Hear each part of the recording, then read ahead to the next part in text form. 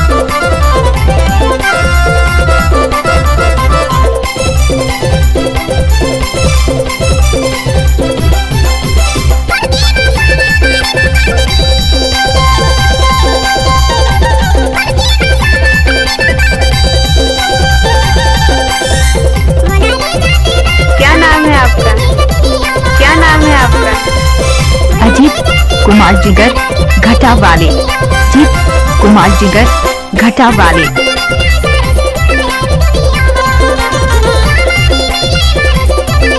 अजीत कुमार जिगर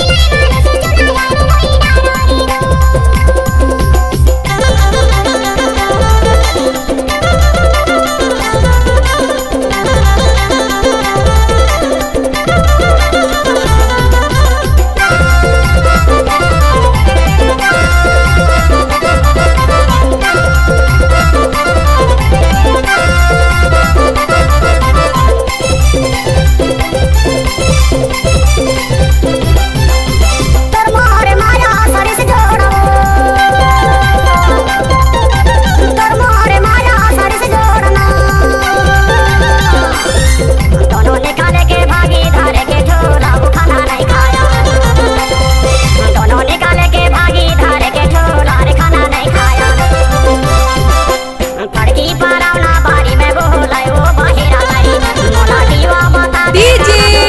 अजीत कुमार जिगर घटा वाले।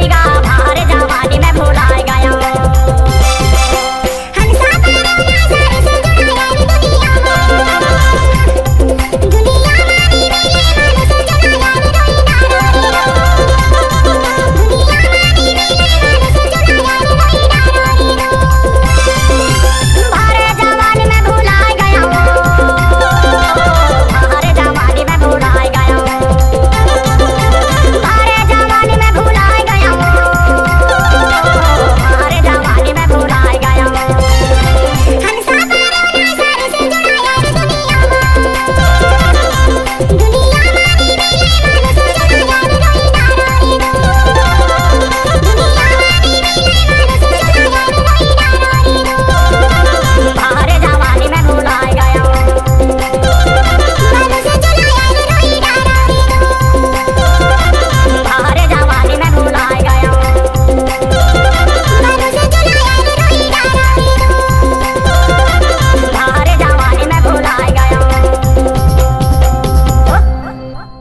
छत्तीसगढ़ी सांस्कृतिक लोक कला मंच मुरसोन के चिरैया, ग्राम हीरापुर निवास, जिला मंडला, मध्य प्रदेश की अनुपम प्रस्तुति। गायक काशीदास कार्ते एवं गायिका राखी धारवे के सुमधुर आवाज में सुनिए ये गीत। गीतकार व निर्देशक कमलेश कार्ते, अध्यक्ष आनंद कुमार धारवे, विशेष सहयोगी विजय मोंगरे। हमारा मोबाइल नंबर है 6265993373।